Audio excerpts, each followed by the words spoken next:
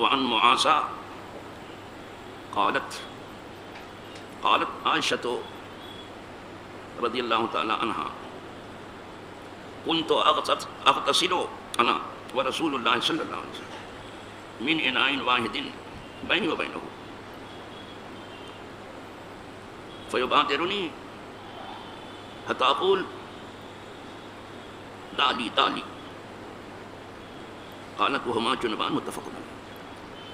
الحمدللہ رب العالمین۔ یہ پہلی فصل ہے جس میں بخاری و مسلم کی حدیث ہوتی ہے، کسی حدیث پر پہلی فصل ختم ہو گئی۔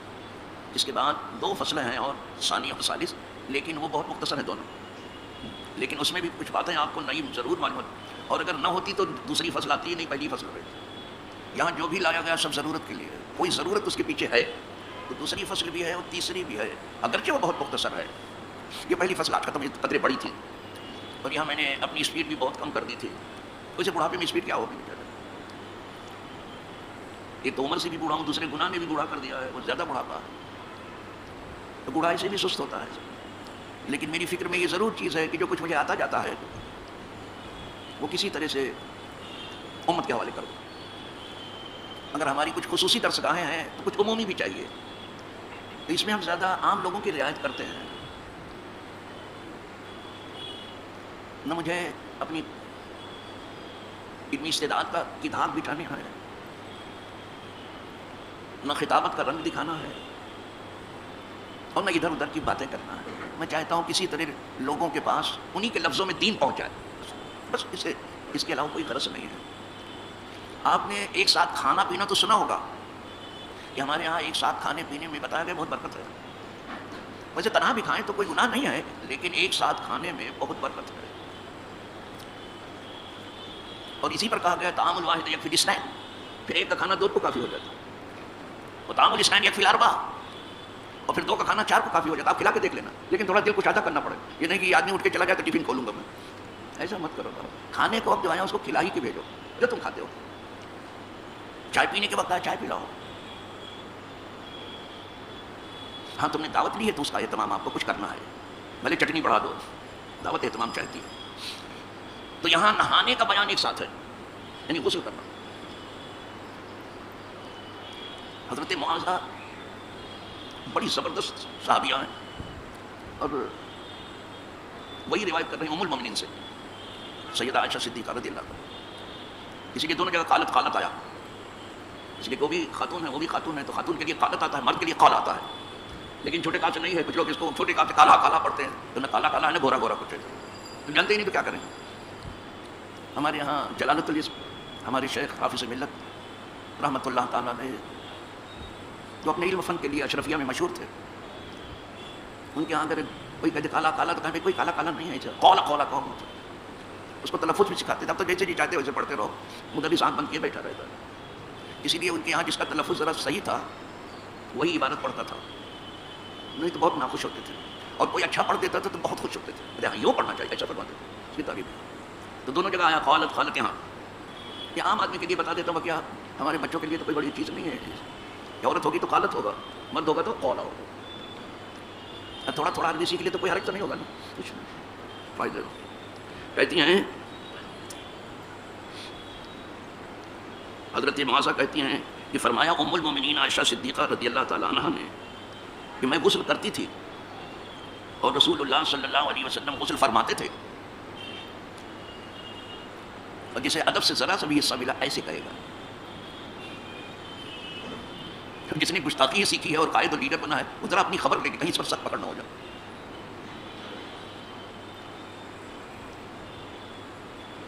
حضور کو ادب بھی سکھایا تھا اللہ نے، کیا ادب تھا رسول۔ وَأَدَّبَنِي رَبِّي فَأَحْسَنَ تَأْدِيبِي، حدیث پاک میں آیا مجھے تو میرے رب نے ادب سکھایا ہے، اور بہت اچھا ادب سکھایا ہے۔ ظاہر ہے جو قدرت سے یہ ادب پکڑ بے ادب پگڑی باندھ باندھ کے بیٹھے ہیں، اور کہتے ہیں ہماری ریسرچ لائن پر کیا تیری یہ تیرا چہرہ تیری بکواس ہے، تو زبردستی ہے، بے ادبی کی تمام حدیں پار کرنے والے جو ہمیں منہ میں آتا ہے بک بک بک کرتے رہے۔ جیسے اس میں رسالت کی بات جیسے آئے سراپا ادب ہو جانے کی ضرورت ہے، اور جب ذات الہ کی بات آئے تو سراپا ادب ہو۔ اس بات پر اعلیٰ حضرت نے بھی اتنی مضبوطی دکھائی ہے کہ مودودی کو بھی کہنا ہی پڑا کہ ان کی سطر سطر سے عشق رسول پھوٹا پڑ رہا ہے. جی صاحب کہنا ہی پڑا. بہت کچھ تعریف پہ لکھا. اور جو کچھ پڑھا لکھا ہوتا ہے وہ تعریف کیے بغیر رہ ہی نہیں سکتا. جو جاہل چپٹ ہو کیا کرے بیچارہ, جو پوپٹ ہے کہیں سے پڑھ کے آیا ہے اس کو کیا پڑھیے. پوپٹ کا دوسرا معنی چوپٹ ہے. پوپٹ کو جو ہی پڑھا وہی پڑھے گا.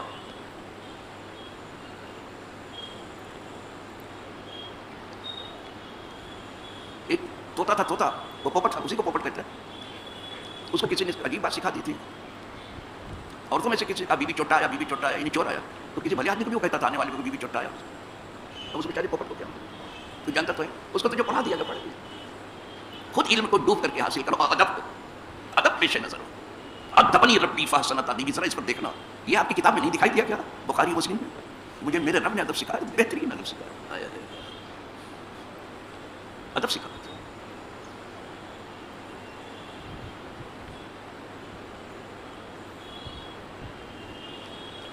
تو سیدہ عائشہ صدیقہ رضی اللہ تعالیٰ عنہا فرماتی ہیں کہ جب حضور صلی اللہ علیہ وسلم ہمارے ساتھ غسل کرتے, میں غسل کرتی اور حضور غسل فرماتے تھے, تو کیا ہوتا تھا؟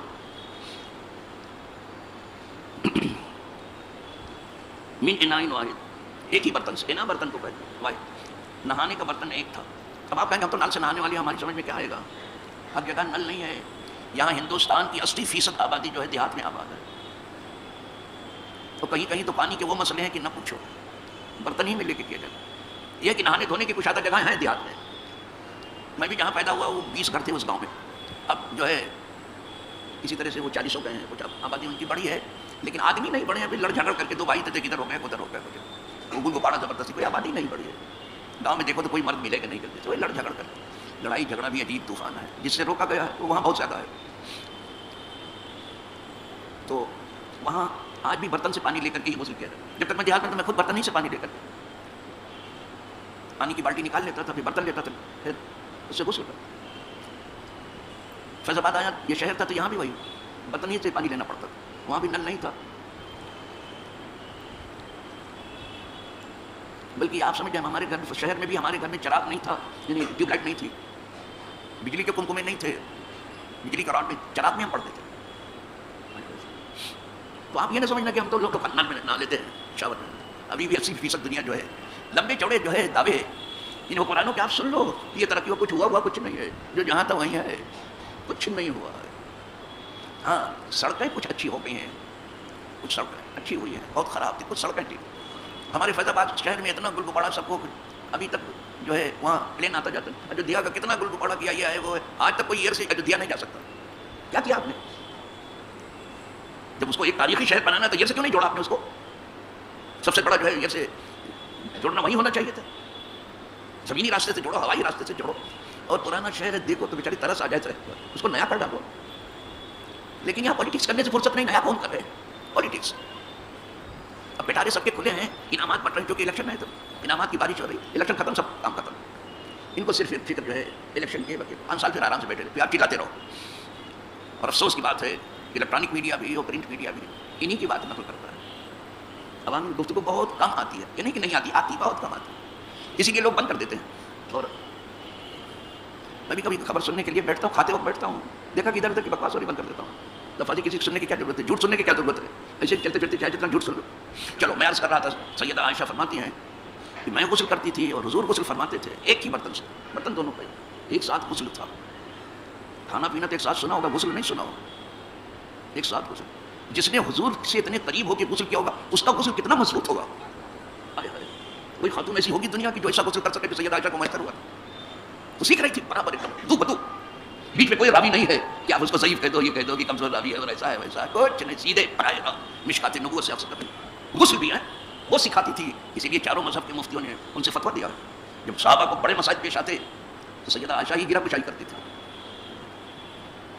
بڑے بڑے حکمراں کہتے تو پوچھو ام المومنین, الحمدللہ رب العالمین. اور آپ ایسے آنے والوں کی تعریف بھی کرتی تھی, تو جاننے والے کے پاس آیا ہے جس کو صحیح خبر ہے. اب غسل کی جو سیدھے دیکھ رہی ہیں حضور کو غسل کر رہی ہیں, کیسا غسل ہوگا؟ کسی کو یہ غسل زندگی بھر نصیب نہیں ہوگا. دیکھ دیکھ, جس نے دیکھ کر کے سیکھا ہو تو سرکار برابر نگاہ رکھے ہوئے کہ غسل کتنی ہے. دیکھا ہوا علم, دیکھ کر کے سیکھا, بہت قریب ہو کر کے سیکھا.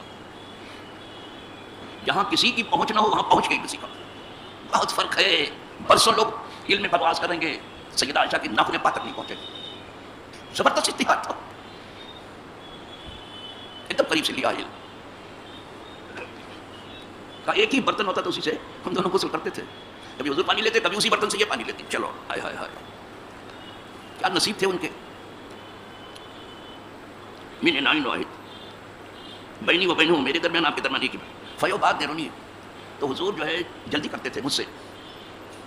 میں لینے میں ذرا دیر کرتی تھی, لیکن حضور تیزی سے لیتے تھے. اس میں بھی حکمت ہے.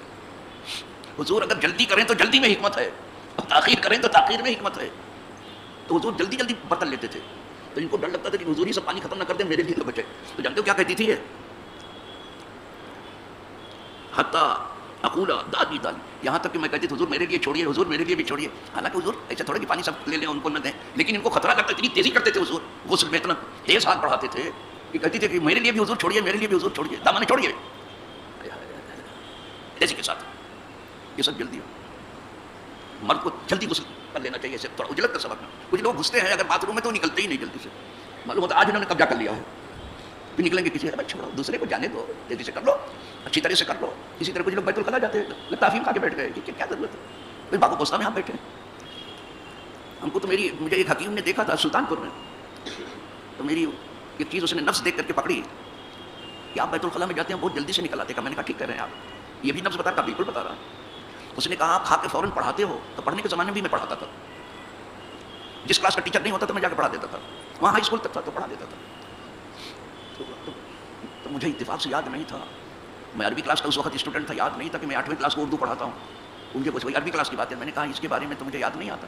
کہا کہ زبان جھوٹ بولتی ہے, نفس نہیں جھوٹ بولتی. اس حکیم نے کہا. میں نے کہا لیکن جھوٹ بولنے سے فائدہ کیا ہے اس میں, مجھے یاد نہیں. آپ سوچیے, پھر آپ سوچیے, آپ جھوٹ نہیں بولتے تو آپ سوچیے.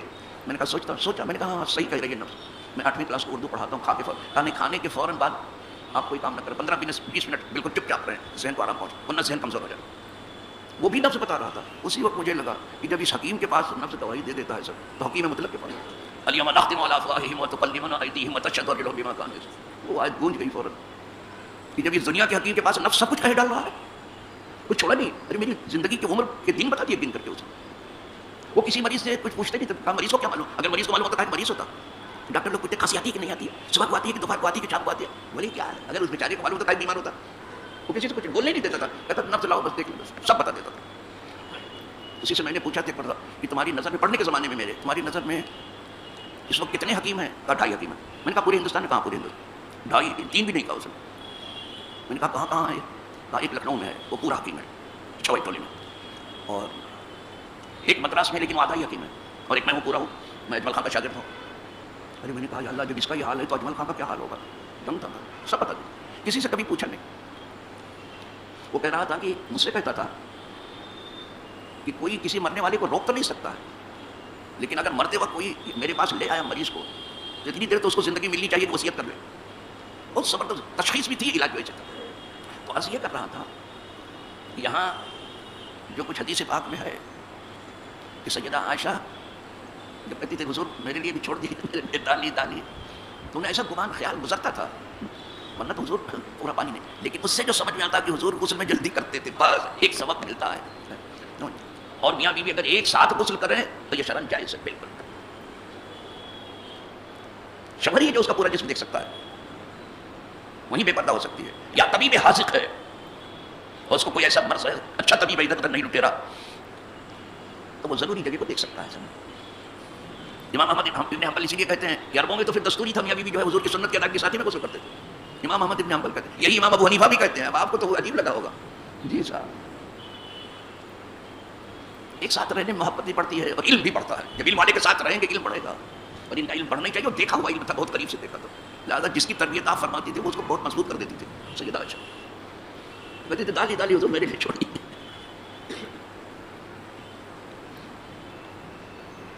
قالت, پھر کہتی ہیں وہما جنبان, کہا ہم دونوں ناپاکی کا غسل کرتے تھے, ناپاکی دور کرنے کے لیے, یعنی جنابت کا غسل تھا, یعنی فرض تھا دونوں پر. وہ غسل کیسا دیکھا ہوگا انہوں نے.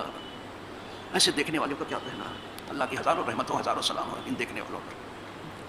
اللہ پاک ان کے علم کا کوئی چھیٹا ہم لوگوں کو نصیب کر رہا, اور انہوں نے جس طرح سے علم کو سیکھا اور سمجھا اور سمجھایا اور اس پر عمل کیا, اللہ ہم سب کو بھی ویسی توفیق دے. اللہ اپنے پاک پاس بندوں کے قدم میں زندہ رکھے، ان کے قدموں میں موت آئے اور ان کے قدموں میں حشر و نشر. وآخر دعوانا الحمد للہ رب العالمین.